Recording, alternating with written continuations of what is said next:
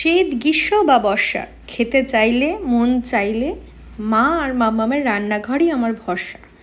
যতই হোক বাঙালি তো ওই বাড়িতে তৈরি জিনিসটা একটু বেশিই ভালোবাসি। তো যাই হোক, মাকে বললাম মা পিঠে খাবো। জানি তোমরা এখন বলবে গরম পড়ে গেছে, এখন আবার কি পিঠে? দূর বাবা, খেতে চাইলে গরম আর গ্রীষ্ম আর বর্ষা কি ঠান্ডা অত কিছু দেখে লাভ আছে নাকি?